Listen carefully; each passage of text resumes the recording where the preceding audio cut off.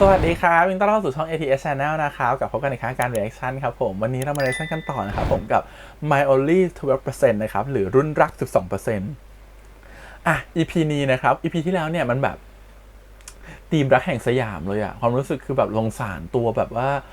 อิวมากความรู้สึกคือแบบโหอิวแบบมันเหมือนกับมีความมันยังส่วนหนึ่งของชีวิตเราในวัยเด็กที่มันคล้ายอิวอะความรู้สึกว่ามันแบบสงสารตัวละครตัวนี้มากแล้วอย่างหนึ่งคือตัวแม้ความรู้สึกของตัวเค้กอะมันจะมีความรู้สึกที่ดีต่ออิวมากๆนะแต่มันก็ยังไม่ลงตัวเหมือนกันว่าตกลงความรู้สึกตอนเนี้ยมันจะเป็นยังไงแล้วมันจะสานสัมพันธ์ต่อกันไปได้ยังไงในอนาคตในความสัมพันธ์แบบนี้สเตตัสแบบนี้อะไรเงี้ยก็ต้องรอดูมันคือเหมือนเป็นช่วงการก้าวข้ามผ่านวัยเนาะคู่แบบนี้ถ้าคบกันยาวคือคบกันยาวเลยนะครับแต่มันก็น้อยมากที่จะคบกันยาวในเมื่อตัวเองเคยเป็นเพื่อนกันในวัยเด็กอะน้อยมากอะก็เลยมีทุกคนเริ่มกังวลแล้วว่าหรือว่าจริงๆแล้วตอนจบมันจะเป็นเหมือน88%ที่เหลือว่าจะไม่คบกันนะฮะเป็นแค่ความสัมพันธ์อันดีตอนจากลาหรือมันจะเป็น 12% นั้นจริงๆว่ามันคือความรักนะครับต้องรอมารุนรักกันนะครับผมก่อนอื่นขอบคุณทางไอชีนะครับผมแล้วก็สตูดิโอวาบิสบีนะฮะที่อนุญาตทำรีแอคชั่นได้นะครับไปดูเลยครับผมกับ My Only 12% ครับ EP ที่6นะครับผมครึ่งทางแล้วอะ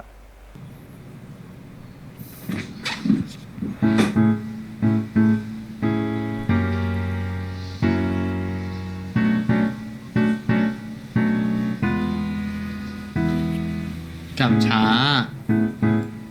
กลับช้าเลยเค้กยังไม่ทุ่มมึงเลย อยู่นี่เป็นเด็กหนีเที่ยวแต่เมื่อไหร่เนี่ย อิวไม่ได้หนีเที่ยวสักหน่อย แล้วมันนอนห้องเขา นี่ ด้วย ค นะ รั้งแรกเอง มันนอนรอ ป เขา ก ด้วยนะ ติเค้กนั่นแหละพาอิวกลับบ้านช้าตลอดเลย แต่เค้กก็ไม่เคยให้ยูกลับบ้านคนเดียวนี่ โอ้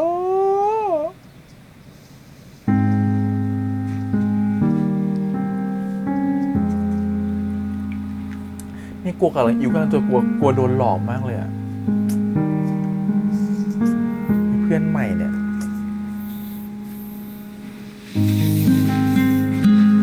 รอเล่นนะไปอาบน้ำไป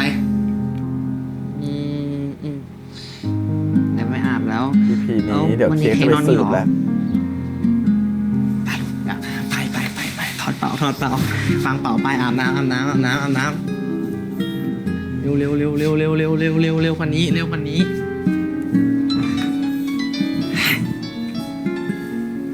ฮัลโหล พี่ลินอีกแล้ว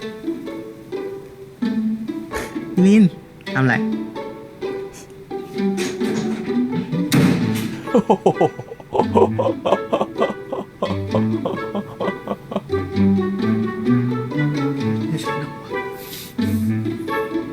ฮัลโหล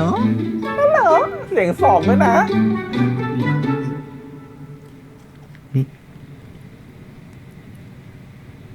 วันนี้ไม่มีการบ้านนะครับ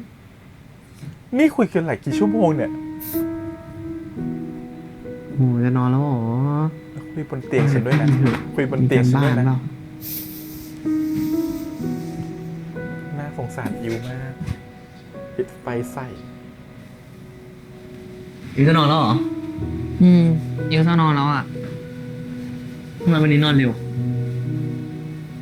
วันนี้พี่เล่นมาทั้งวันเลย แล้วเดี๋ยวนี้ไม่เห็นหยอดปลุกหมูเลย แซนพากินนั่นกินนี่เยอะแยะเลยอะแล้วก็เรียกขนมน้องแซนด้วย น้องแซนนะ ตัวนิดเดียวน่ารักมากเลย แต่ก็แรงเยอะมากเลยนะเค้ก ไปไหนมาบ้าง ก็ปีนต้นไม้อะ มา ดูไม่น่าเล่นใช่ไหม น้องแซนพาปีนต้นมะม่วงอะ เฮ้ยสนเฉยเลย ปกติเค้กพาออกไปต้องบ่อย ไม่ยอมบอกที่คนอื่นอะไปเฉยเลย ใจร้ายกับเค้กงี้ง่ายไง อ้าวก็ไม่ได้เล่นเหมือนที่เค้กชวนสักหน่อย แล้วแซนนะพาไปกินผัดไทยด้วย เป็นผัดไทยแบบห่อไข่อะเค้กอร่อยมากเลย แล้วไหนของเค้กอะ เค้กลูกก็ไปกับเขาสิลูก ยังไงเดี๋ยวไว้ยูพาเค้กไปกินที่ร้านแทนนะ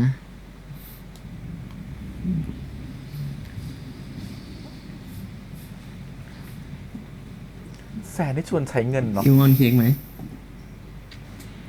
อืม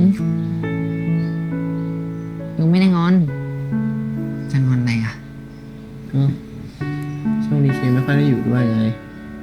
กลับบ้านก็ช้าปล่อยให้อยู่คนเดียวบ่อย ยูไม่ได้งอน จะงอนอะไรอ่ะ ก็ช่วงนี้เค้กไม่ค่อยได้อยู่ด้วยไง ยูไม่ได้งอน ถ้าเค้กไม่เชื่อแล้วเค้กจะถามทำไมเล่า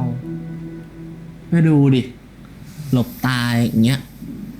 งอนชัวร์100%น้องแซนต้าเล่นเป็นธรรมชาติมากค่ะจ้องแบบนี้คือแบบ หนูลูกยูจะถล่ำลึกไปถึงไหนแล้วเนี่ยจ้องแบบเนี้ยมันไม่เพื่อนแล้วเนี่ย มองแล้วนี่ไง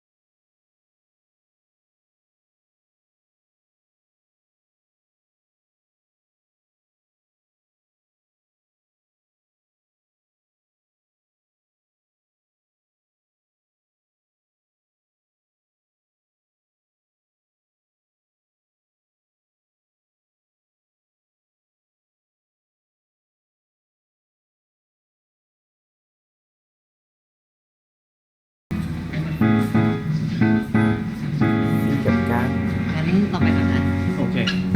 เจอกัน บ๊ายบาย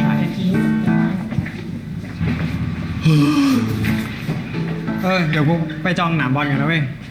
เตะไปเนี่ยไอ้เค้ก น่าจะไม่วะ ถ้าจะกลับก็โทรบอกกูด้วยแล้วกัน มึงจะไปบ้านกูทำไมบ่อยๆวะ แหมที่เมื่อก่อนนะกูชวนทีไรขี้เกียจทุกที กูจะรักเพื่อนอยากอยู่กับเพื่อนบ้างไม่ได้หรือไง มึงไม่ต้องกูรู้มึงจะทำอะไรแต่กูทัน เชื่อ นะไอ้สัตว์ เงียบไปสัตว์ ไงเฮ้ยมึงจะไปไหม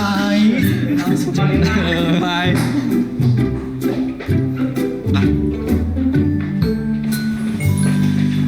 เดี๋ยวมึงไปหาพี่ลินเหรอวะ ไม่วะ ก็ไอพีคมันบ่นเพราะช่วงเนี้ยมึงไม่เคยอยู่เลย อยู่แต่กับแฟน เที่ยงก็มาอยู่ เย็นก็หายหัว บอลเบิร์นไม่เตะแล้วมั้ง ช่วงนี้กูคงไม่ค่อยได้เตะบอลว่ะพี่ลินเขาบ่นๆกูอยู่เนี่ยที่กูเตะบอลจนเสื้อเปียกหมดเลย บ่นทำไมวะ กูไม่ชอบมั้งกูขี้ร้อนด้วย เตะบอลก็ต้องเหงื่อออกเป็นธรรมดาป่าวะ ก็เขาไม่ชอบให้เหงื่อออกเยอะไงลูก แล้วสรุปซีลนี่ยังไงงอนปะ ไม่รู้ว่ะกูว่าเขาน่าจะงอนนะปกติเคยห่างไปที่ไหนอะนี่กลับบ้านไปก็ไม่มาหากูเลยเนี่ย แล้วยังไงอ่ะ คงติดเพื่อนใหม่มั้งลืมเพื่อนเก่าของกูไปแล้วแหละ เดี๋ยวนะ กูว่าคนที่งอนอ่ะ มึงปะขาว มึงไม่ต้องเลยมึงอยู่ข้างกูปะเนี่ย มันรู้ทัน มึงอ่ะเวลาเถียงกูไม่ชนะมึงก็ทำอย่างนี้ตลอดเลยนะกูว่ามึงอ่ะงอนชัวร์แล้วมึงเคยเจอเพื่อนใหม่อยู่ยัง ยังวะกูรู้สึกว่าเขาไม่ค่อยอยากให้กูรู้จักอะ กูว่าเขาน่าจะไม่อยากให้มึงยุ่งมั้งเขาดูเป็นคนมีโลกส่วนตัวสูงอ่ะ กับกูต้องมีโลกส่วนตัวด้วยเหรอวะ ก็ที่มึงยังมีเลย กูเนี่ยนะ ก็พี่ลินของมึงไงครับ ไปได้แล้วบ้าง มึงต้องไปหาพี่ลินไม่ใช่หรอ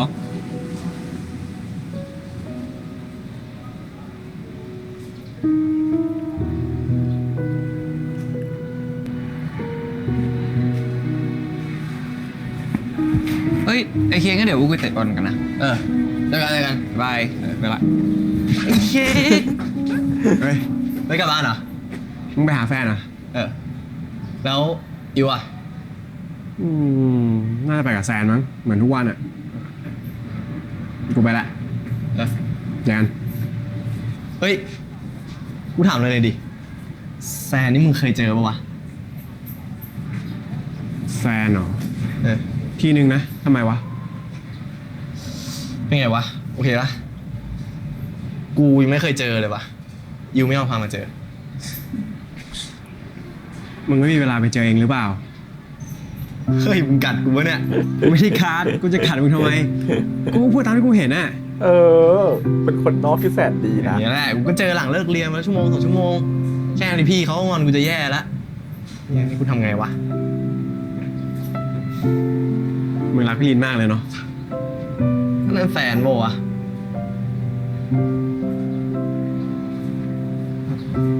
มองอย่างนี้คืออะไรวะ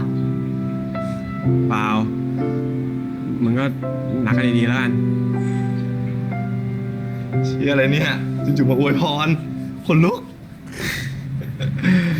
งั้นเดี๋ยวกูไปละ เออ มึงใช้เวลากับแฟนเสร็จก็รีบกลับบ้านนะเว้ย เออ เจอกัน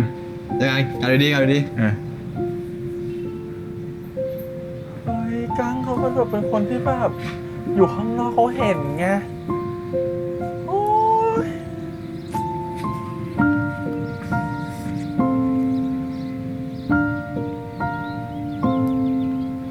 ใช้เวลากับอิวบ้าง อย่ามาใช้เวลากับปรินอย่างเดียว แซน แซน แซน ฮะว่าไงนะ ช่วงนี้เป็นไรเปล่า เครียดๆเปล่าเนี่ย เห็นเมื่อๆเลยอะ ไม่มีอะไรหรอก ถ้ามีอะไรบอกเราได้เลยนะ ถ้าช่วยได้เราช่วยเต็มที่เลย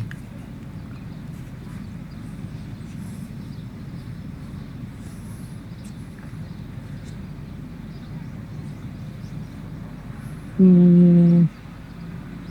คือบ้านเรามีปัญหานิดหน่อยอะ เอาแหละ เอาแหละ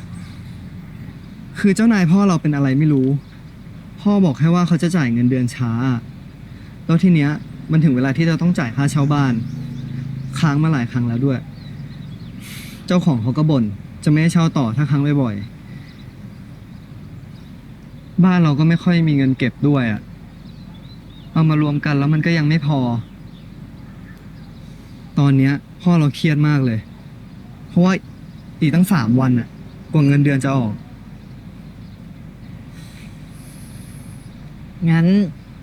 แซนยืมเงินเราก่อนไหม เฮ้ย ไม่เป็นไร เราเกรงใจ ไม่เป็นไร ถือว่าเราช่วยนะ อาจจะไม่เยอะมากเท่าไหร่ แต่ว่า มุกนี้ นับล่าสุด เลย อะ อะ ก็น่าจะประมาณ 5,000 โอ้ย ไม่รู้ว่าพอจ่ายค่าเช่าไหมอะ พอสิ พอ อิวเธอโดนหลอกเหรอวะ ค่าเช่าบ้านเรา10,000อะเอาเงินเก็บมารวมกันแล้ว ก็ได้หลายพันอยู่ยังเสียอีก5,000เราว่าน่าจะพอนะ งั้นเดี๋ยวพรุ่งนี้เรามาให้นะ ขอบคุณมากนะ ไว้เดี๋ยวพ่อเราเงินออก เราจะรีบเอามาคืนเลย ไม่เป็นไร ไว้รอเงินออกเมื่อไหร่ค่อยมาคืนเราก็ได้ เราไม่รีบใช้หรอก ขอบคุณจริงๆนะ อืม ไม่เป็นไรนะเพื่อนกันแค่นี้เอง กินไหม เอาเลย เล่นกับความไว้ใจของคนอื่น ชิงช้าว่างแล้ว เอาไปเล่นกัน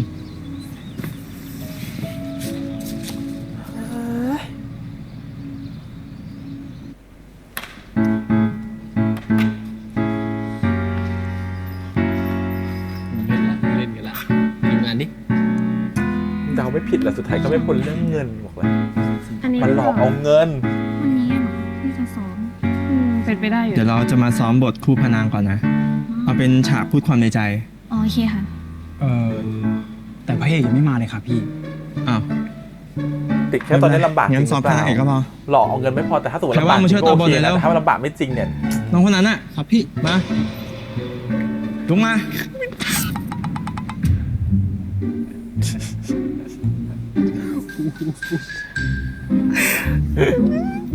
เกือบได้เป็นพระเอกแล้วเพื่อน มาเกี่ยวเศษหน้าหน่อยประกอบให้ต้องมาอย่างไรกูเอาดิ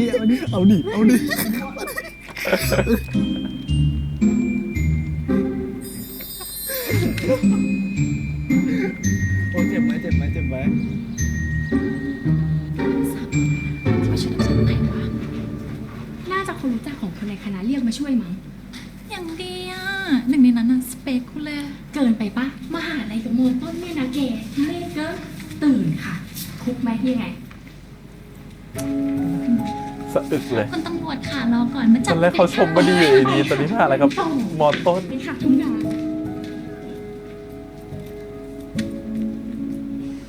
แต่จริงก็คือภาคผู้เยาว์นะ ไปซ้อมเถอะ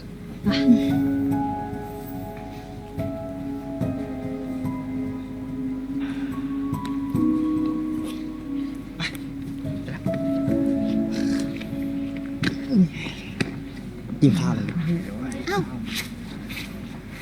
มานานยังพี่ สักพักหนึ่งละ มาเร็วอ่ะ สวัสดีค่ะ ปล่อยให้รอเลย กินอะไรดีล่ะใครจะเลี้ยง ไม่ใช่กูทำงานแล้ว มึงเลี้ยง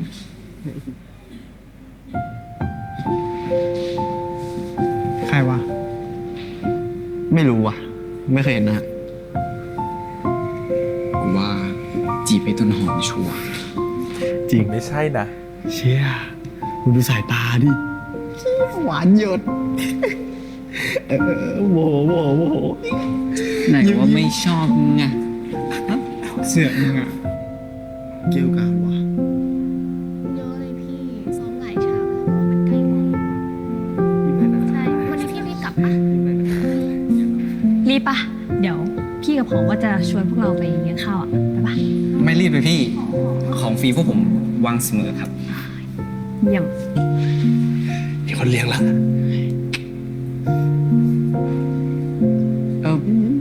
พี่แล้ววันนั้นใครอะครับ อ๋อ คนนั้นพี่จิม เป็นรุ่นพี่ที่คณะเรานี่แหละ เนี่ยเดี๋ยวพี่เขาอ่ะเป็นคนขับรถพาพวกเราไปกินข้าวกัน พี่เขาจีบพี่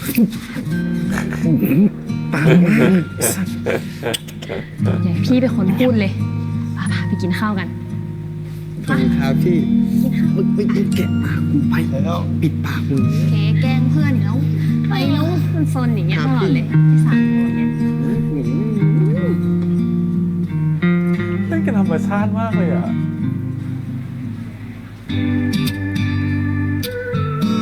พีสุกี้คาเฟ่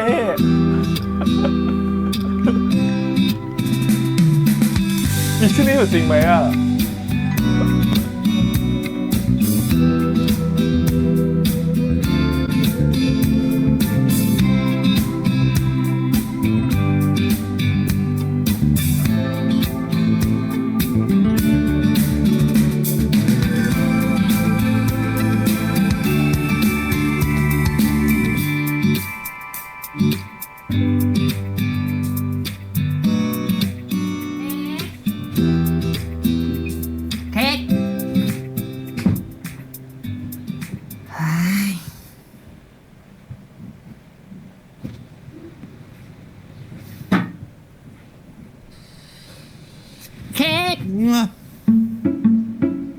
หูจะแตกเรื่องอะไรเนี่ย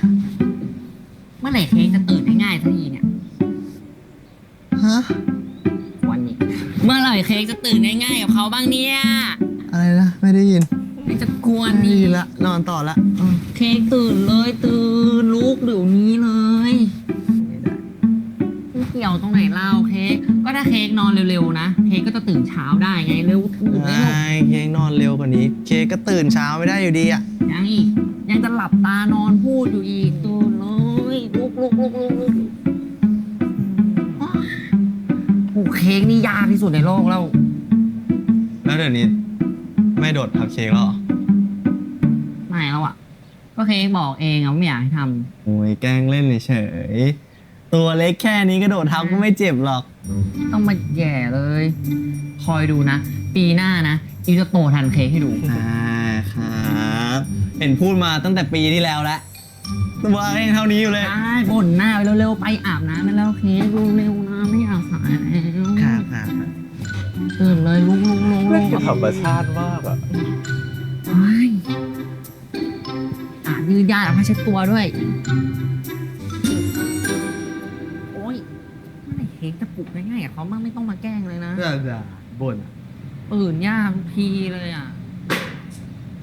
ก็นะ คราวหลังไปมึงไปตื่น ได้ ปลุกยากปลุกเย็นที่สุดในโลกเลย ทำไมลงมาช้าจังลูกวันนี้หึ ก็เค้กนั่นแหละครับนะพาวปลุกเท่าไหร่ก็ไม่ยอมตื่นยากที่สุดในโลกเลย หืมดึกดึกดื่นดื่นก็ไม่ยอมนอน พอตอนเช้าก็ไม่ตื่น ทีหลังอ่ะ ต้องทิ้งให้เข็ด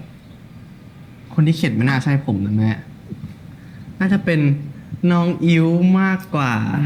ใครน้อง ขึ้นรถเมย์คนเดียวไอ้ตัวแบนพอดี นี่ทำเป็นปากดี ถ้าวันหลังน้องไม่มาปลุกอ่ะ คนที่เข็ดอะคือเรา โอ้โหแซวเล่นเองแม่ พี่เช็คไปแล้วเดี๋ยวสาย อืม งั้นไปกันก่อนนะครับนะพาวสวัสดีครับ เค้ก ครับ แม่ขอคุยด้วยแป๊บหนึ่งซิวรอเค้กหน้าบ้านก่อนนะครับนะคุยไม่นาน ครับ ได้ครับ ประเด็นอะไรอะ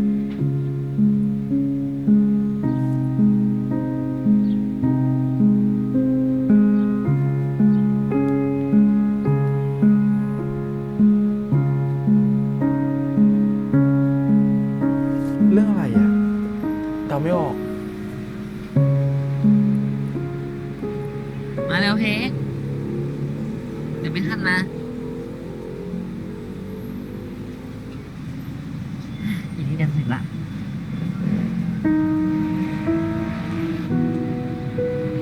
มันก็เรื่องซีเรียสแน่เลยอะ เป็นไรอ่ะ เปล่าไม่มีอะไร คือนิ่งไปเลยอะ ให้เค้กรถเมย์มาแล้ว มาเร็ว เร็วสิมือทำไมลูกมา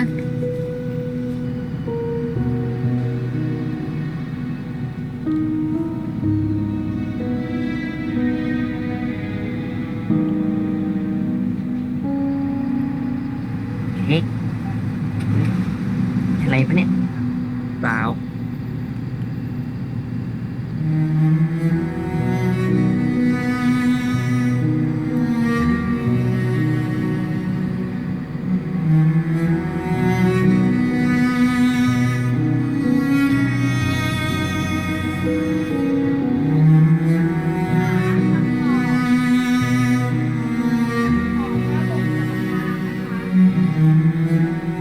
ซึมไปเลยอะ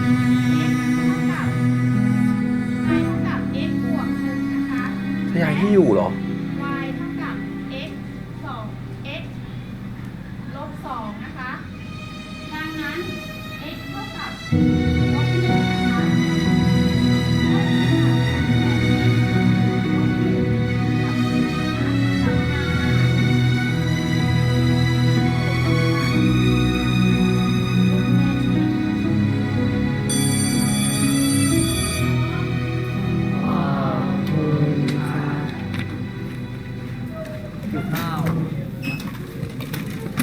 พี่กับกั้งงั้นเดี๋ยวเราตามไปนะ เราไปข้าวก่อนเลย กินอะไรดีวะเฮ้ยช่วยกินด้วยดิเป็นไรรออะไรวะเค้กกินอะไรดีเก็บเลือกอะไรดีได้รู้แล้วมากินข้าว เค้ก เดินมาหา ไม่ เค้ก เคย ไม่ เข้า ได้ มาในกลุ่มแบบนี้เลยนะ แต่รู้สึกเขาเป็นห่วงมากถึงเขาแบบเข้ามา ก็เค้กนั่นแหละ เอาแต่เหมือทุกคาบเลย ตัวหนูเค้กเหรอ เปล่า ก็เป็นห่วงอ่ะ เค้กเป็นไรเปล่า มาเข้าคุยที่บ้านเดี๋ยวคืนนี้เชฟไปนอนด้วย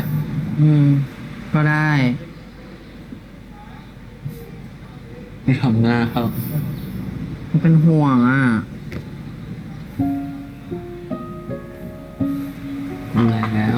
ไม่ไปกินข้าว เค้กนั่นแหละทำไมไม่ไปกินข้าว ปกตินะ วิ่งแต่ออดยังไม่ทันดังแล้ว ก็เดี๋ยวก็ไปแล้วอิวรีบไปแต่พวกกั้งมันรอ อืมงั้นยุบไปก่อนนะ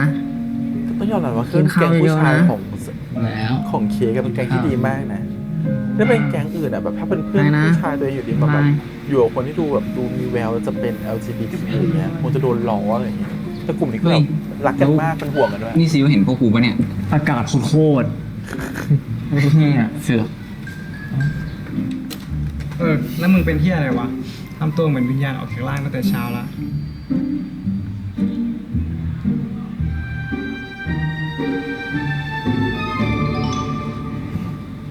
เดี๋ยวนี้แปลกอ่ะ กินเมนูใหม่ ๆ เป็นแบบเห็นทุกที่กินแต่อะไรเดิม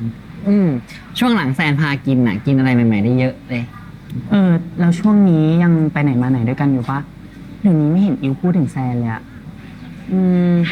แซนหายไปไหนไม่รู้อ่ะ ไม่เจอกันหลายวันแล้วด้วย แต่ปกติเลิกเรียนเราก็ไปรอที่ป้ายรถเมล์2เหมือนเดิมเลยนะ แต่ว่าแซนไม่มาดิ ให้กันไปแล้วปะเนี่ย เขาหยุดเรียนหรือเปล่า อืม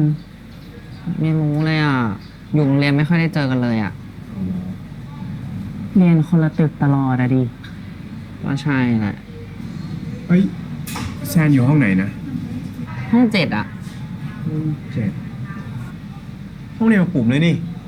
งั้นเดี๋ยวเราถามปุ่มให้ จริงเหรอ thank you นะ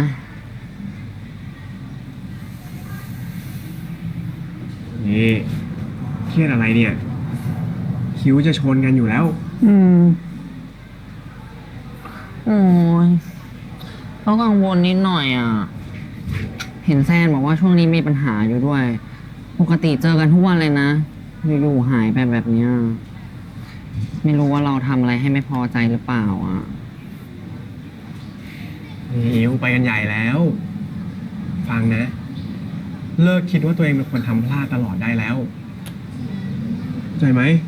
ก้า อืม เธอเป็นแฟนอิวเธอ มันน่าคิดนี่นะ แสนดีจัง เราอาจจะอยู่ด้วยแล้วน่าเบื่อก็ได้ โอ้ย ใครมันจะไปคิดอย่างนั้นเราอิว จริง เราคิดเรายังไม่พูดเลย ฮะ ตัง เครียดอะไรกินไปเลยเนี่ย จูหมาเนี่ย ฮะ จูหมาอะไรกั้งเขาเรียกไส้กรอก ไส้กรอกจูหมา นานๆจะกินอะไรใหม่ๆ กินเข้าไปเยอะๆเลย ปกติเห็นจะขยันขยอเรากินนะอ่ะพี่อาร์ม ไม่เอาอ่ะพี่อิ่ม พี่กินได้ เราเชื่ออ่ะอาร์ม โอ้ยโคตรอิ่มเลยอ่ะ เดี๋ยวอิวไปไหนต่ออ่ะ ไปห้องสมุดหรือว่าไปใต้ตึก เดี๋ยวว่าจะไปซื้อขนมที่สหกรณ์อ่ะ แล้วก็เดี๋ยวไปใต้ตึกต่อ โอเค งั้นเดี๋ยวเราไปด้วย แต่ขอไปเข้าห้องน้ำแป๊บนึงนะ ได้ แล้วกั้งจะไปไหนอ่ะ เดี๋ยวเราไปห้องคอมอ่ะนัดรุ่นพี่ไว้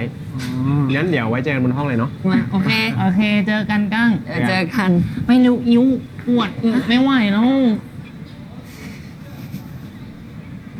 เอาห้องน้ำปิดเฉย โอ้ยเกียจเดินไปตึกนู้นน่ะ งั้นเราไปเข้าห้องน้ำข้างโรงอาหารแทนไหมอ่ะ อีไม่เอาอ่ะ เหม็นบุหรี่ ชอบมีคนแอบไปสูบบุหรี่หลังห้องน้ำอ่ะ หรือว่าจะยอมเดินไปตึกนู้นนะ คนเหม็นหน่อยก็ได้ กว่าจะเดินไปเดินมาหมดเวลาพักพอดี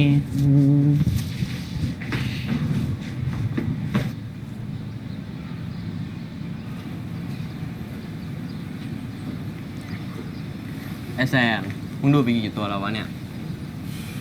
วันนี้เพิ่งตัวเดียวเองไอสัตว์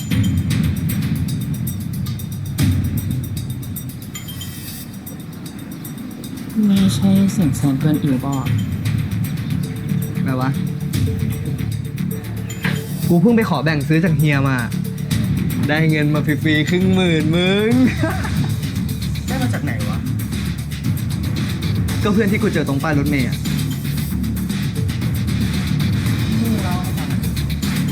นั่นแหละแล้วมึงไปหลอกเงินเขาเหรอ กูก็ไม่ได้กะจะหลอกเอาเงินหรอก ตอนแรกก็กะจะให้ออกนี่ออกนั่นให้นิดหน่อยอะกินฟรีเนียนๆไป แม่งชอบเล่าเรื่องแม่ตัวเองอยู่ได้ เล่าว่าที่บ้านดีอย่างนู้น ดีอย่างนี้ ท ามันมีเงินเยอะจริงอ่ะ ก็มาแบ่งกูใช้ดีวะ ถูกป่ะ ป้าอิ๋ว เดี๋ยววะ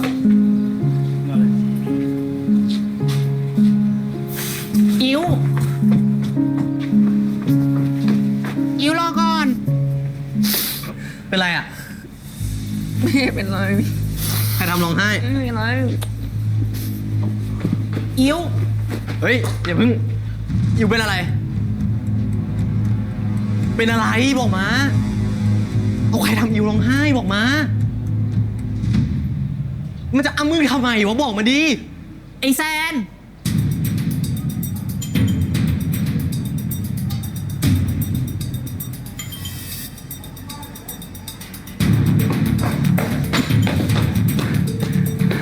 อิ๋ว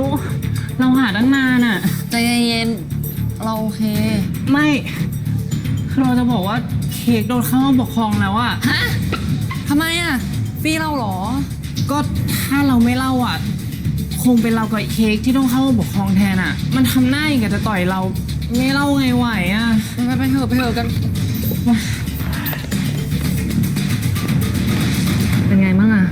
ยังคุยอยู่เลยอ่ะ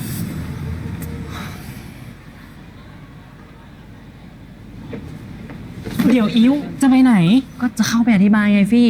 ไม่ได้ดิเดี๋ยวก็ซวยไปด้วยหรอก ทำไมอ่ะ ก็เคมีเรื่องก็เพราะเรานะ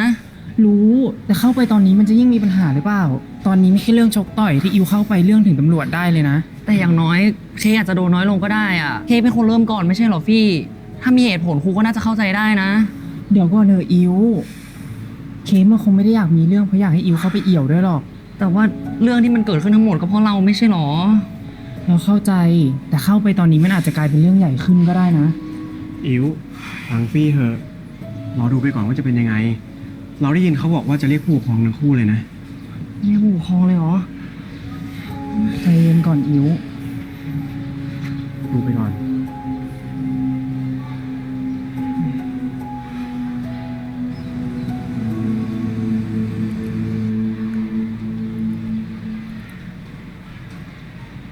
เอามุงไรกันน่ะ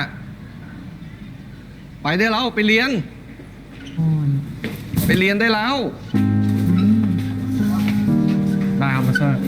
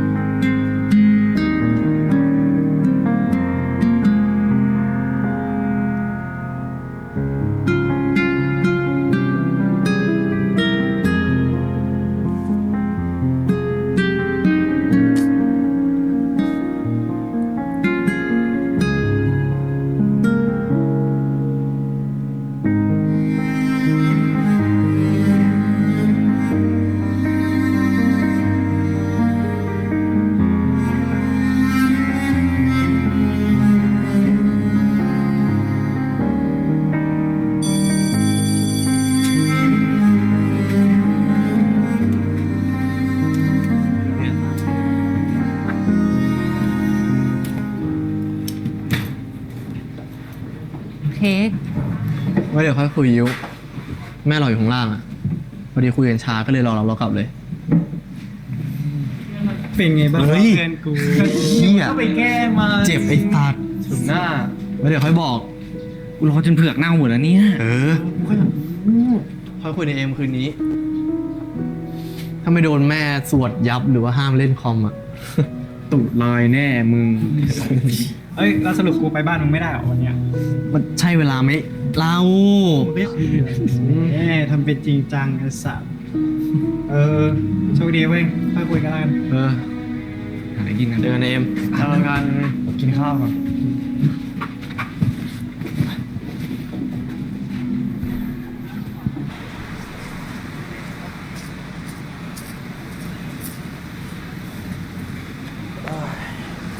สวัสดีครับ ไปขึ้นรถ น้าพาวครับ อิ๋ว น้าพาวอย่าว่าเค้กเลยนะครับ คือ ก็เค้กทำผิดน้าจะไม่ว่าได้ยังไงล่ะ แต่ที่เค้กมีเรื่องก็เพออิวนะครับนะพาว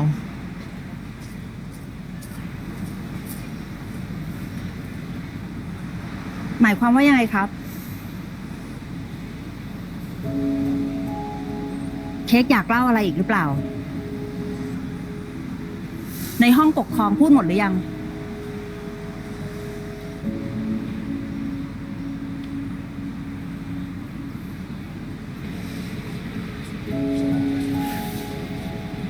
เคไม่มีอะไรจะพูดแล้วครับ แล้วไปต่อยเขาทำไมถ้าไม่มีเหตุผลน่ะ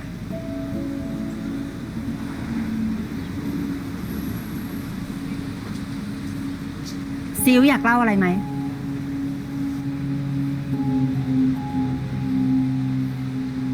อยากครับ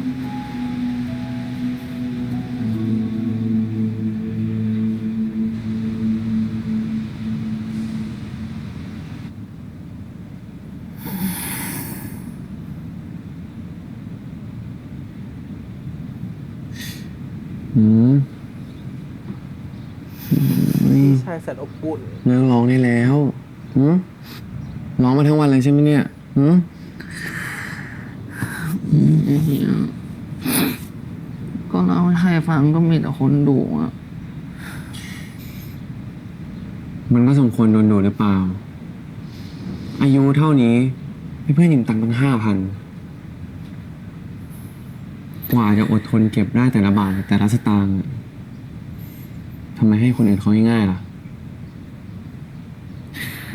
ตอนนั้นแซนกำลังมีปัญหา ดูลำบากอะแซนเป็นเพื่อนอิวนะเฮียอิวจะไม่ช่วยได้ไงอะ เฮียเข้าใจ แต่อิวไว้ใจคนอื่นง่ายแบบนั้นก็ไม่ได้นะ แล้วอิวก็บอกเองไม่ใช่เหรอว่าเพิ่งรู้จักแซนได้ไม่นานอะ แซนเป็นคนดีนะเฮียแซนดีกับอิวมากอะ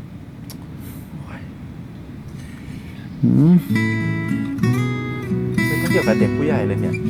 เรื่องของตัวเองเลยญาติตัวเองโดนโกงไป10 ล้านเป็นอย่างนี้เลย เขามาทำให้เราเป็นแบบว่าเป็นเพื่อนของเราเป็นคนดี ฟังเฮียนะอิว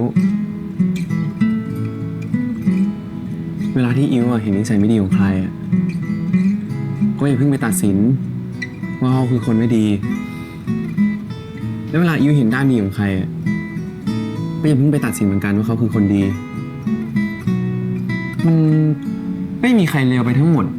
แล้วก็ไม่มีใครดีไปทั้งหมดหรอก เพราะฉะนั้นแล้วนะ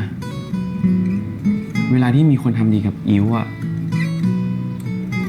ก็ไม่ได้หมายความว่าเขาจะไม่เคยคิดร้ายกับอิวนะ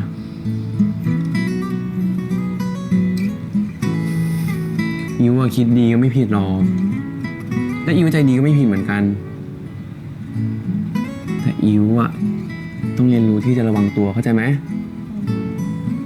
แต่อิวก็ไม่รู้จะระวังยังไงอะเฮีย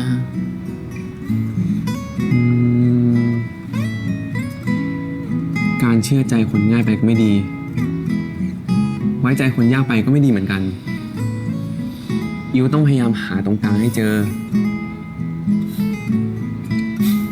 ยังเข้าใจแหละว่าพูดมันง่ายแต่ทำมันยาก ไม่งั้นก็คงไม่มีใครโดนหรอกจริงไหมแต่เฮีย น่ารักจังเลย ไม่อยากให้อิวเก็บเอาเรื่องนี้ไปคิดมากจนไม่กล้าไว้ใจใครเข้าใจไหม อิวเข้าใจ เฮียอยากให้อิวเก็บเรื่องนี้ไปเป็นบทเรียนนะ ให้ได้คิด แล้วก็ให้ได้ระวังตัวมากขึ้น ก่อนจะไว้ใจใครทำความรู้จักกับเขาก่อน แต่ไม่ใช่ว่าสร้างกำแพงปิดกั้นเขาออกไปนะ มันเหมือนกับค่อยๆเปิดประตูเงี้ยออกนิดทีนิดทีนิดให้เขาเข้าไป แต่บางทีประตูอิวอาจจะแคบเกินกว่าใครจะเข้ามาได้แล้วก็ได้นะเฮีย ถ้าเขาอยากจะเข้ามาจริงๆเขาจะพยายามทำตัวเล็กๆรีบๆแล้วเดินเข้ามาในประตูเองแหละ ใช่ จะมีคนแบบนั้นเหรอเฮีย มีสิ อย่างน้อยก็คนหนึ่งละ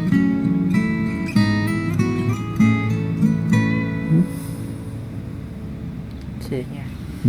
ไม่ต้องเครียดแล้วเข้าใจไหมหายเครียดยังหายเครียดยังนี่แค่พาไปกินขนมไหมเอาไหมไปกินอะไรดีสาคูเดี๋ยวเฮียเลี้ยงเองดีมากงั้นไปเช็ดหน้าเช็ดตาแล้วนั่งรอนี่นั่งรอนี่นั่งรอนี่แล้วนั่งรอนี่แล้วนั่งรอนี่แล้วไปล้างหน้าเฮียรอข้างล่างนะ คนนายเฮีย ไปข้างล่าง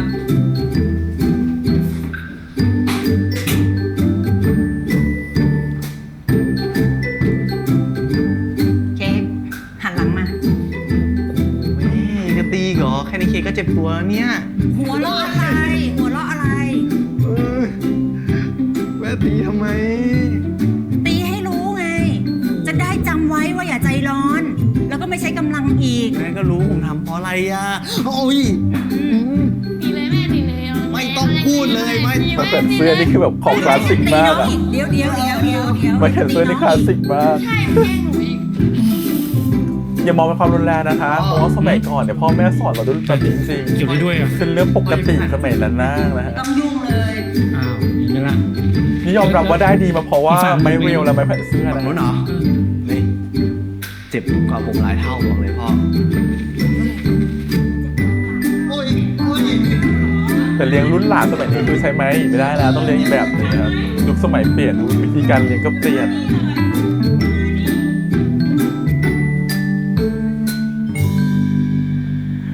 น่ารักอะแต่ยังไม่รู้เหตุผลเลยว่าแบบทำไมเครียดเรื่องอะไรอ่ะ ชอบตอนเล่นกับมันปะ ก็ชอบนะ ชอบกว่าตอนอยู่กับเค้กเหรอ เค้กสำคัญอยู่ใช่ปะมีเค้กมีอะไรก็ไม่ต้องบอกอิวก็ได้ใช่ปะ ขอโทษที่ไม่พูดให้เร็วกว่านี้ แต่รู้สึกจริงๆรู้สึกจนปล่อยไว้ไม่ได้แล้วอะ ที่ผ่านมาแกมีเวลาพูดตั้งเยอะอะทำไมแกไม่พูดอะ พ่อเค้กต้องไปทำงานที่อเมริกา นี่จะไปอเมริกาเหรอ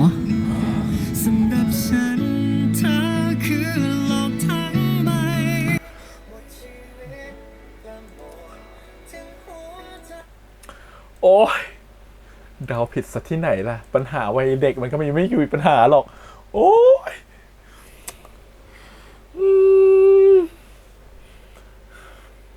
นึกถึงคอนเซปต์ของรักแห่งสยามแฟนฉันก็เนี่ยแหละ การเดินทางที่ต้องห่างกันในวัยเนี้ยเนาะ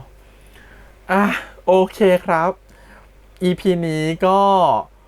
EP นี้เขาไปโฟกัสที่ปัญหาของตัวอิวเนาะว่าตกลงอิวกำลังเจอกับอะไรกันแน่นะครับผมเราจะเห็นว่าอิวเขาไปเล่นกับเพื่อนคนหนึงชื่อแซนเนาะซึ่งเราก็พูดใน EP ก่อนแหละแซนเข้ามาเนี่ยมันไม่ดีแน่ๆเลยเรารู้สึกว่าเขาต้องเป็นคนที่แบบไม่หวังดีแล้วก็มาโกงมาหลอกใช้อะไรอย่างเงี้ยตัวอิวแน่ๆก็แบบว่าส่วนก็มีคนหลายคนบอกว่าบางทีพี่แฮมคิดมากไปหรือเปล่าบางทีสมัยก่อนเนี่ยคนยืมเงินกันก็อาจจะเป็นเรื่องปกตินะยืมแบบให้ช่วยออกเงินให้ก่อนเลี้ยงขนมนู่นนี่นั่นอะไรอย่างเงี้ยใช่แต่สำหรับเราคือ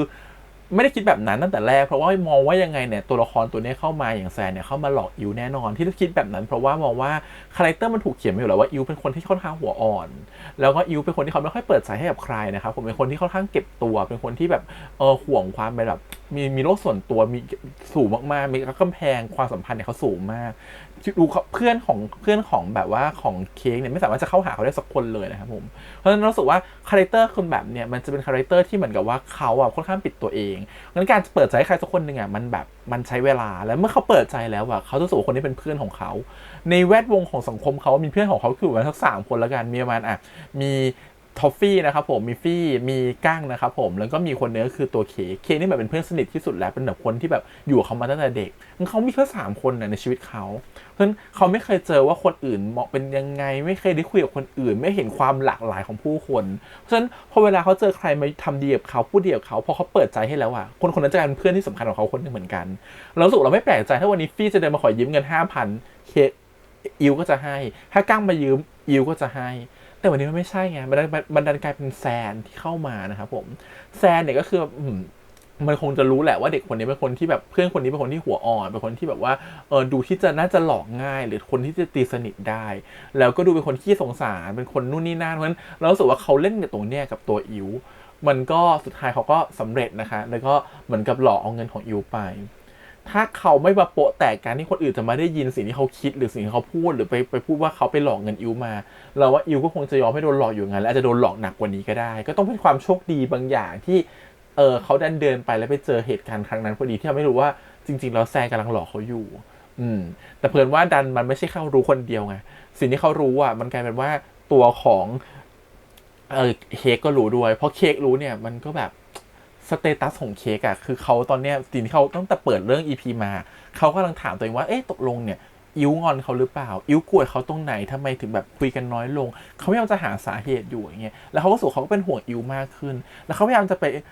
สนใจด้วยซ้ำว่าอิ๋วตัวนี้คบกับแซนคือใครพยายามจะหาสืบให้หน่อยว่าแซนเป็นใครนู่นนี่นั่นอะไรอย่างเงี้ยตกลงที่อิ๋วไปหาทุกวันเนี่ยคนนี้ไว้ใจได้มากพอหรือเปล่าเขาเริ่มรู้สึกว่าทำไมคนนี้ให้ความแย่งความสำคัญของตัวเขาไปเขาไม่เคยรู้สึกแบบนี้เลยนะเพราะจริงๆอ่ะที่ว่าทุกวันที่เขาไปหาพี่รินเนี่ยเขาก็กำลังเอาความสำคัญของเขาไปให้คนอื่นเหมือนกันเ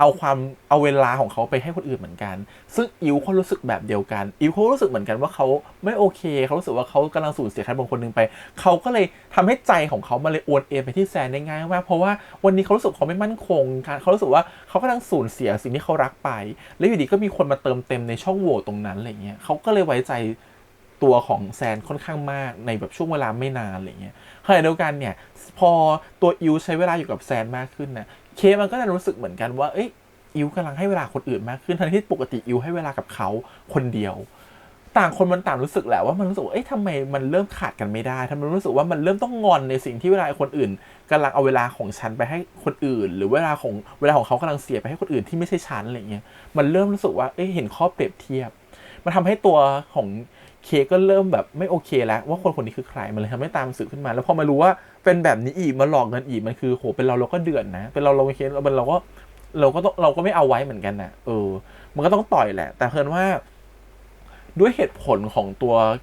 เค้กอ่ะเขาไม่อยากจะให้เหมือนกับว่าอิ๋วมาเกี่ยวข้องกับเรื่องนี้ไม่อยากจะให้อิ๋วเสียใจเราคิดในมุมนึงนะเขาก็ไม่อยากจะให้อิ๋วมารับรู้ว่ามันมีคนไม่ดีแบบนี้อยู่อ่ะมันมีคนแบบนี้ที่คิดแบบนี้อยู่เขารู้สึกว่าอิ๋วโดนทำร้ายมากพอแล้วไม่อยากให้อิ๋วโดนทำร้ายทางจิตใจมากกว่านี้อีกเขารู้สึกว่าเขาเลยไม่อยากเอาอิ๋วเข้ามาเกี่ยวในห้องปกครองด้วยว่าเรื่องมันเกิดอะไรขึ้นก็เลยให้ตัดเป็นเรื่องเขาทะเลาะกันละกันแล้วก็ให้แม่ตีไปไม่อยากจะบอกความจริงนี้กับใครเพราะถ้าบอกความจริงนี้ไปสิ่งที่มันเกิดขึ้นตามมาคืออิ๋วจะโดนดุด้วยโดนด่าด้วยโดนว่าด้วย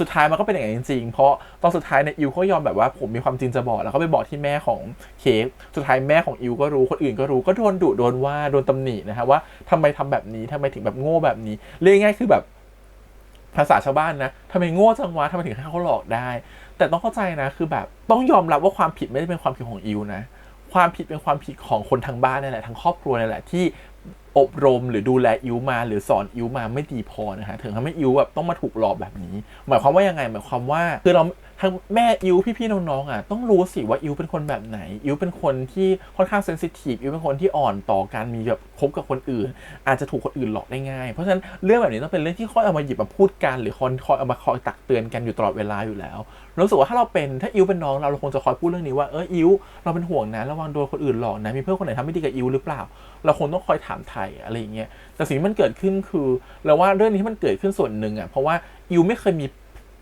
บาเรียหรือแบบมีการแบบเรียนรู้ในเรื่องพวกนี้มาก่อนอะไรเงี้ยเราว่าส่วนผิดส่วนหนึ่งก็มาจากครอบครัวด้วยมาจากเพื่อนๆด้วยอะไรเงี้ยมันไม่ได้แบบอิ๋วผิดอยู่คนเดียวแต่ต้องยอมรับว่ามันสื่อสมัยก่อนเนาะหรืออะไรต่างๆสมัยก่อนมันไม่ได้เข้าถึงง่ายเท่ากับยุคนี้งั้นการที่จะรู้เท่าทันการโกงหรือการโกหกคนอื่นบางทีมันก็ยากพอสมควรอย่างหนึ่งคือเขาไม่ได้เอาความสงสัยของตัวอิวด้วยก็ต้องเข้าใจอิวที่ทำไมถึงโดนหลอกง่ายแบบนั้นอะไรเงี้ยแต่ก็ชอบประโยคที่ตัวอิวเขาแบบว่าคุยกับตัวพี่ชายเขามากเลยเขารู้สึกคือแบบน้องเปรมของเราก็คือมาสอนในฐานะพี่ชายได้อย่างดีมากนะครับชอบที่เขารู้สึกว่าเราก็ไม่ควรที่จะไม่ไว้ใจใครเลยนะครับผมแต่ก็ไม่ควรที่จะไว้ใจใครง่ายขนาดนั้นมันควรต้องหาจุดสมดุลของตัวเองให้เจอทุกคนมีจุดสมดุลของตัวเองหมดเรารู้สึกว่าอิ๋วดูเป็นเด็กเนาะที่โดนหลอกง่ายเนาะแต่อย่าคิดอย่างนั้นเลยผู้ใหญ่ก็โดนหลอกง่ายเหมือนกันเห็นข่าวทุกวันนี้ไหมล่ะใครโดนหลอกบ้างผู้ใหญ่ทั้งนั้นแหละไม่ใช่เด็ก เด็กมันโดนหลอกมันเป็นแค่เรื่องเล็กๆไอ้ผู้ใหญ่เวลาโดนหลอกเป็นเรื่องใหญ่ๆนะฮะผมผมรู้สึกว่ามันไม่เกี่ยวกับโง่หรือไม่โง่มันเกี่ยวกับว่าประสบการณ์มากพอหรือเปล่ามันได้เรียนรู้เรื่องแบบนี้มากพอหรือเปล่าพอไม่มีประสบการณ์กับเรื่องแบบเนี้ยบางคนเกิดมาทั้งชีวิต30-40ยังไม่เคยเจอเลยว่ามีคนหลอกเจอแต่เพื่อนดีๆหมดเลยวันนึงเจอคนหลอกมันก็อาจจะแบบโดนหลอกง่ายก็ได้อะไรเงี้ยเพราะฉะนั้นมันบอกไม่ได้ว่าจะเกิดอะไรขึ้นนะครับผมเพราะว่ามันอยู่ที่ว่าเราเตรียมตัวมากพอหรือเปล่าเราเข้าใจคนอื่นรอบข้างหรือเราเห็นแบบมีประสบการณ์มากพอหรือเปล่ามันตรงนี้มันว่ากันไม่ได้ใครก็โง่ได้เรื่องแบบนี้นะฮะเพราะว่านี่แบบยกเคสที่บ้านเลยนะฮะที่บ้านก็คุณอาที่บ้านเนี่ยก็คือแบบคล้ายๆกันเลยด้วยความไว้ใจแบบเขาเป็นคนที่อยู่คนเดียวมาตลอดนะครับไม่ค่อยมีเพื่อนนะครับเพราะว่าแต่เขาหัวหาเงินได้เยอะมากเป็นคนแบบมีกระตังนะฮะแล้วพอแต่คือบอกว่าเขาการที่อยู่คนเดียวหมายความว่าเขาเหมือนกับแบบไม่ค่อยไว้ใจใครเป็นคนที่ปิดใจเป็นคนที่รู้สึกว่ามองว่าคนอื่นเข้ามาหาเขาเพราะผลประโยชน์เพราะธุรกิจหมดเขาก็เลยไม่เคยเปิดใจให้ใครเลยไม่มีเพื่อนแท้สำหรับเขาเลยแต่พอวันนึงมันเกิดโควิดขึ้นมาเขาไม่สามารถที่จะทำธุรกิจได้ธุรกิจมันต้องหยุดไปเขาก็เหงาความเหงาของเขาทำให้นำพาคนบางคนเข้ามาในชีวิตเขาแล้วคนบางคนคนนั้นก็มาชดเชยความเหงาของเขาได้เข้ามาหาช่องโหว่ในความเหงาเขาทำให้มาเติมเต็มความเหงาเขาการสื่อก็กลายเป็นเพื่อนสนิทขึ้นมาเป็นคนที่สนิทสนมขึ้นมาแล้วก็อยู่ดีก็มีกลุ่มเพื่อนกลุ่มใหม่ขึ้นมาแต่ไอ้กลุ่มนี้แหละทั้งกลุ่มคือกลุ่มที่พร้อมที่จะมาหลอกเงินเขาไปมาคือเขาก็ถูกหลอกเอาเงินไปนะครับหลาย10 ล้านนะฮะโดยที่ไม่มีสัญญาอาจจะไปฟ้องร้องเลยนะให้เงินสดๆเหมือนแค่กระปุกมาแล้วให้เลยเข้าใจปะรู้สึกว่ามันเป็นคำถามกันว่าทำไมคนนึงถึงยอมให้เงินเป็น10 ล้านกับคนนึงได้โดยที่ไม่มีสัญญาให้กู้ยืมแล้วก็ให้เขาเปล่าๆโดยการกดเงินสดมาให้เขาเนี่ยนะคืออยากจะด่าว่าเฮ้ยเราทำไมเป็นคนโง่แต่ก็แบบมันก็พูดคำนั้นไม่ได้เพราะรู้สึกว่าพอเราพยายามเข้าใจว่ามันเกิดแบบนั้นขึ้นมายังไงเราถึงเข้าใจมากว่าว่ะคนทุกคนมันพร้อมที่จะโง่ได้พร้อมที่จะสูญเสียอะไรแบบนี้ไปได้โดยที่มันเกิดจากความที่เราไว้ใจคนนึงมากไปมันเกิดจากที่เรารู้สึกว่าเขาเป็นคนดีจังเลยประโยคของอิวเมื่อกี้มันจี๊ดใจมากตรงที่บอกว่าแต่เขาเป็นคนดีนะแซนเขาเป็นคนที่เป็นเพื่อนของอิวนะเขาเป็นคนดีนะทำไมถ้าเขามาขอความช่วยเหลืออิวก็ต้องช่วยสิคือมันแบบมันเป็นอย่างนั้นจริงๆแต่คือมันก็ต้องพูดว่าเขาเข้ามาในจังหวะที่มันมาอยู่ในเติมเต็มความแบบความขาดอะไรบางอย่างของเราไปแล้วกลายว่าเราก็ไว้ใจเขาง่ายสุดเหลือเกินอะไรอย่างเงี้ยบางทีมันแบบก็งงเหมือนกันว่าทำไมคนถึงยอมไปกดเงินทีละ2 ล้านเพื่อไปให้เขาเป็น10 ล้านได้มันก็หาเหตุผลไม่ได้สุดท้ายวันนี้มันโดนหลอกไปแล้วมันทำอะไรไม่ได้แล้วมันทำให้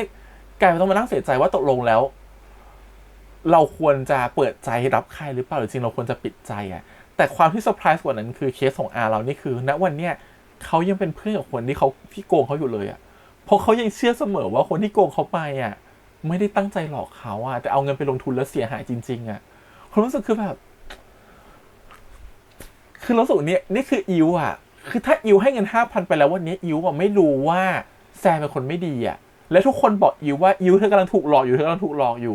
่แต่แซนคือคนที่มาเติมเต็มความรู้สึกขาดของเขาในใจเรารู้สึกว่าณวันเนี้ยถ้าอิวไม่ไปได้ยินว่าแซนโกหกเขาเขาก็จะไม่เชื่อนะเขาอาจจะช่วยเหลือแซนต่อไปก็ได้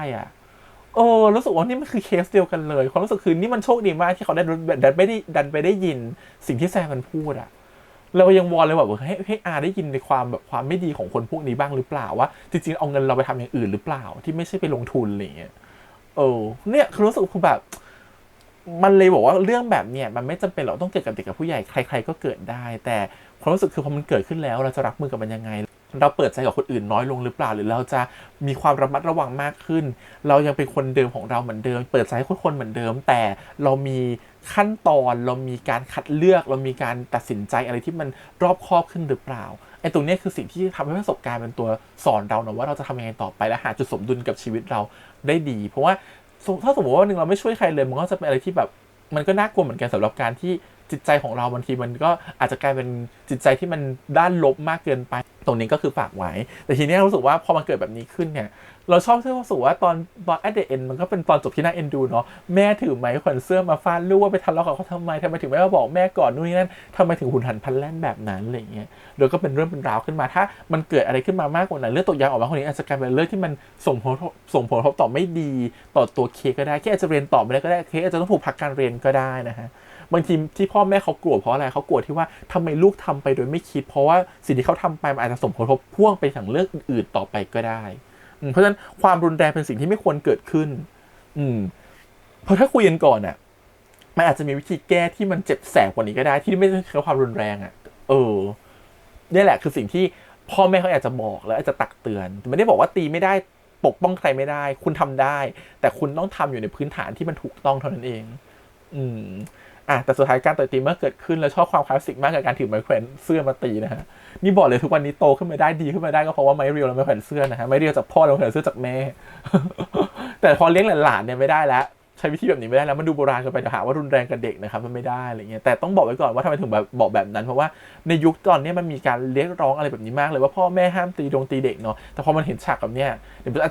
จะกลัวจะมีคนดราม่าว่าทำไมถึงมีฉากแบบนี้ออกมาทำไมสนับสนุนให้มีการแบบพ่อแม่ตีเด็กได้อะไรเงี้ยเขารู้สึกคือมันต้องแยกแยะนิดนึงและเรื่องเนี้ยมันก็ทำออกมาให้เห็นว่านี่มันคือยุคในอดีตนะยุคอดีตแต่ว่าทุกคนโดนพ่อแม่เอาไม้เรียวตีหมดแหละแม้แต่อาจารย์สมัยนั้นยังเอาไม้เรียวตีเด็กเลยตีก้นเด็กด้วยอะไรเงี้ยแต่สมัยนี้พออาจารย์มาเอามาเรียนตีก้นเด็กนะจะมีเด็กอีกคนนึงถ่ายคลิปแล้วไปลง TikTok หรือไปลงใน Facebook ว่าอาจารย์คนนี้ทำร้ายเด็กรู้สึกว่าพอมันมีอะไรแบบนี้มากขึ้นน่ะมันทำให้คนขยับตัวยากอ่ะมันทำให้คนรู้สึกว่าทำอะไรไปมันจะถูกจับจ้องทำอะไรไปมันรู้สึกทำได้ไม่เต็มที่อะไรเงี้ยถามเรานะรู้สึกว่าบางทีอ่ะไม่ใช่เรื่องความรุนแรงเราเห็นด้วยที่ไม่ใช่รุนแรงแต่บางเรื่องอ่ะที่มันรู้สึกว่าสังคมมันจับจ้องสังคมมันดราม่าสังคมมันวิจารณ์กันมากเกินไปบางครั้งอ่ะไอ้เรื่องพวกนี้มันทำให้ทุกคนอ่ะมันเริ่มแบบพยายามจะโชว์แต่ด้านดีของตัวเองออกมาพยายามจะเก็บด้านไม่ดีของตัวเองเอาไว้และโชว์แต่ด้านดีมันทำให้กลายเป็นว่าสังคมมันจะกลายเป็นว่าสังคมที่เจอแต่คนดีอ่ะสังคมที่เจอแต่คนแบบโชว์แต่ด้านดีของตัวเองออกมาจนเราลืมไปว่าจริงๆท่าแท้เขาอาจจะมีด้านไม่ดีก็ได้ทุกคนเป็นคนเทาๆเนาะมันมีสีเทาอยู่ในตัวเองอะไรเงี้ยจนทำให้คนหรือแบบกลายเป็นว่าถ้าสังคมมันเป็นแบบนั้นจริงอ่ะคนมันก็จะเรียนรู้แต่ด้านดีของแต่ละคนใช่ไหมจนลืมเรียนรู้ด้านเสียมันก็ทำให้มีกำแพงหรือวุฒิภาวะในการตัดสินใจอะไรน้อยลงนะสำหรับเรานะแกมันต้องไปเรียนรู้จาก Google เรียนรู้จากเคสของคนอื่นแทนแล้วก็มาระวังที่ตัวเองแทนอะไรเงี้ยโอเคก็ EP นี้ก็จะประมาณนี้แล้วก็จะมีเรื่องเซอร์ไพรส์อีกเรื่องนึงก็คือเรื่องของการจะเตรียมไปต่างประเทศของตัวของเคนะครับที่แม่มาเรียกขอคุยเป็นพิเศษเนี่ยก็น่าจะเป็นเรื่องนี้เขาเล่นความกังวลว่าตัวเองจะไม่อยู่แล้วก็เป็นคอนเซปต์ของการเขียนเรื่องที่สำหรับเรารู้สึกว่ามันก็คลาสสิกนะแต่ก็ใช้ได้เสมอแล้วก็ใช้กับใจเราได้ตลอดเวลาจริงๆเพราะว่าการที่ตัวละครตัวหนึ่งมันจะต้องรีบกระโดดก้าวไปอ่ะมันคงจะแบบไม่สามารถที่จะเล่าให้ไปถึงความรักณวัยนี้จนถึงแบบยืนยาวไปถึงโตได้อ่ะบางครั้งมันต้องมีคอนฟลิกต์บางครั้งมันต้องมีการเติบโตไปด้วยกันมันต้อง coming of age อะไรบางอย่างไปด้วยกันการ coming of age มันจะเกิดขึ้นได้ก็ต่อเมื่อคนนั้นเคยเกิดวิกฤตเขาเรียกว่าอยู่บนขอบหน้าผาคือหมายความว่าอยู่ในจุดที่ตัดสินใจอยู่ในจุดที่ต้องรีบโตอยู่ในจุดที่ต้องแบบต้องมีอะไรที่ต้องเลือกความรู้สึกคือตรงเนี้ยมันคือการ coming of age อะไรบางอย่างซึ่งการจะเขียนบทอะไรบางอย่างให้ตัวละคร coming of age มันก็มีไม่กี่วิธีหรอกมันก็มีอยู่ตัวละครต้องไปต่างประเทศตัวละครต้องบอกรักกันและจากกันตัวละครต้องบอกรักในวันที่สายไปหรือตัวละครที่ต้องแบบว่าเกิดประสบการณ์ไม่ดีของการที่จะเหมือนกับเข้าสู่รั้วมหาลัยหรือเกิดประสบการณ์ไม่ดีของการที่เป็นเด็กที่โตขึ้นไม่อยากจะโตขึ้นเลยเพราะอะไรอย่างเงี้ยมันต้องมีเหตุผลในการที่แบบว่าทำให้เด็กมันโตขึ้นไปเจอกันความสัมพันธ์มันก็จะโตขึ้นตามไปด้วยอะไรเงี้ยเพราะฉะนั้นตอนเนี้ยในเมื่อ2คนมันยังไม่คอนเฟิร์มเลยว่านี่คือความรักหรือเปล่ายังไม่เป็นเด็กด้วยเพราะเด็กมันคงไม่คุยกันเรื่องหรอกว่าฉันรักเธอรักฉันในวัยแบบนี้เนาะสำหรับเราเอาประสบการณ์ของตัวเองมาเทียบนะเหมือนว่าถ้าตัวเองเราเคยมีแฟนตอนสมัยแบบช่วงม.ต้นอะไรเงี้ยมันก็เรียกว่าความรักแหละเราเป็นห่วงเขาเหมือนเคสที่มันเกิดขึ้นกับตัวของเพื่อนของเค้กกับตัวของพี่สาวของอิวเนาะว่าผมเชื่อว่านี่คือความรักผมแบบบอกรักพี่อะไรเงี้ยสำหรับเราคือมันก็เป็นความรักเหมือนกันนะในวัยนั้นน่ะแต่เราไม่พอเราโตขึ้นมาเราถึงรู้ว่าไอ้ความรักตอนนั้นน่ะมันอาจจะเป็นความรักจริงๆก็ได้มันเป็นความรักจริงแต่มันเป็นความรักที่มันไม่สมบูรณ์แบบมันเป็นความรักที่มันยังขาดความครบถ้วนของความสัมพันธ์อะไรเงี้ยและเป็นความรักที่มันเหมือนกับเราแค่รู้สึกดีกับคนคนนึงแต่มันจะไม่ใช่ความรักที่มันเหมือนกับเกิดจากการที่เราอยากจะให้อยากจะดูแลหรืออยากจะปกป้องใครสักคนหนึ่งและเราอยากจะรักเขาไปจนแบบว่าอยู่ด้วยกันไปจนแก่อยู่ด้วยกันไปเรื่อยๆแล้วยังรักเขาอยู่ความเราพอนั้นคิดย้อนกลับไปตอนเด็กเราไม่เคยคิดอะไรแบบนี้เลยเพราะฉะนั้นเนี่ยความรักในวัยเด็กบางทีมันก็คือแบบมันค่อนข้างจะฉาบฉวยมันค่อนข้างจะเป็นอะไรที่เหมือนกับผ่านมาแล้วก็ผ่านไปเพราะฉะนั้นสำหรับเรารู้สึกว่าความสัมพันธ์ของเค้กกับอิ๋วมันจะเป็นแบบนั้นหรือเปล่าแต่ก็ต้องบอกว่าอาจจะไม่เพราะอะไรไหมเพราะว่าเขามีความแน่นกันที่มันเป็นพันธะอะไรบางอย่างอยู่ด้วยกันอยู่แล้วซึ่งสำหรับเรานะเวลาคนมันมีความสัมพันธ์ในช่วงม.ปลายหรือม.ต้นที่มันเป็นพันธะอะไรกันแบบเนี้ยมันทำให้2คนน่ะเวลาพอถึงแบบความรักมันจะเป็นไปได้2เวว่าถ้าเขาสามารถที่จะสานต่อความสัมพันธ์อันแน่นของเขาต่อไปได้มันก็จะเป็นความรักที่มันยืนยาวต่อไปได้อีกแบบนึงคือมันเป็นไปไม่ได้เลยมันก็เฟลไปแล้วก็ต่างคนก็ต้องแยกกันไป แต่เพราะว่าเรื่องอ่ะเขาเอาปมปัญหาบางอย่างขึ้นมาเพื่อให้ความสัมพันธ์ของตัวเนี่ยมันพัฒนาไปสู่ตอนโตได้มากขึ้นเราคิดว่าเดี๋ยวเราจะเห็นแซนต้ากับเอิร์ธตอนที่โตกว่านี้ในบทของเค้กกับอิวนะว่าเขาต้องกลับมาเจอกันในวัยที่โตขึ้นในวัยที่แบบเรียนจบแล้วอย่างเงี้ยความสัมพันธ์เขาจะพัฒนาเป็นยังไงมันจะกลับมารักกันได้หรือเปล่านะครับผมมันการที่คอนฟ lict บางอย่างที่แค่กระตุ้นให้ตัวละครมันรู้ตัวสักทีว่าเราคิดถึงกันนะนั่นคือการจากกันมันอะไรคือคอนเซ็ปต์ที่มันง่ายที่สุดไงเพราะมันไม่มีแรงขับเคลื่อนบางอย่างที่ทำให้ตัวละครอยู่บนขอบหน้าผาให้ตัวละครมันต้องเลือกอะไรบางอย่างให้ตัวละครต้องตัดสินใจว่านี่คือความรักหรือเปล่าอะไรเงี้ยงั้นเรารู้สึกว่าโอเคก็เลยพอจะคิดว่าการเดินทางเนี่ยแหละคือสิ่งสำคัญแต่การเดินทางก่อนที่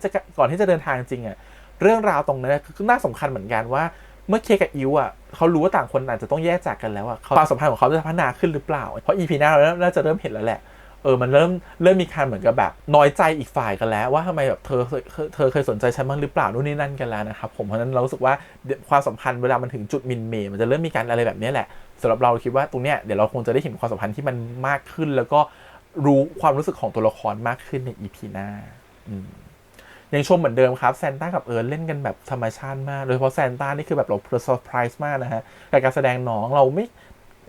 ดูแล้วรู้สึกว่ามันแบบเราเห็นเด็กคนหนึ่งในวัยนั้นจริงๆในวัยเราอะเรารู้สึกว่ามันคือเขาแบบไม่มีตรงไหนติเลยอะมันลื่นไหลมันดูธรรมชาติมากทั้งแววตาสายตาความรู้สึกแบบ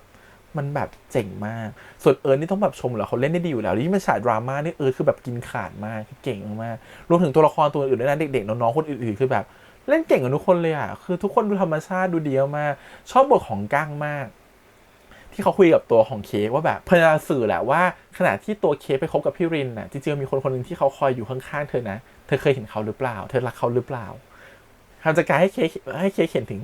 ความรักที่อิวเขามีต่อเค้กนะก้างเหมือนเป็นคนนอกที่เขาเห็นทุกอย่างแล้วเขารู้เมื่ออะไรเกิดอะไรขึ้นอ่ะเขาเลยจะไกด์ในทางแบบนั้นอะไรเงี้ยรู้สึกว่าโอ๊ยก้างเป็นคนอบอุ่นจังเลยโอเควันนี้ประมาณนี้นะครับผมขอบคุณทุกคนที่ตามกันด้วยฝากกดไลค์กดแชร์กด subscribe นะครับติดตามด้วยเสียงทาง YouTube Instagram Twitter แล้วก็ Facebook ครับเดี๋ยวเอาไว้เจอกันใหม่ในสัปดาห์หน้านะครับวันนี้พี่แฮมไปก่อนนะครับบ๊ายบาย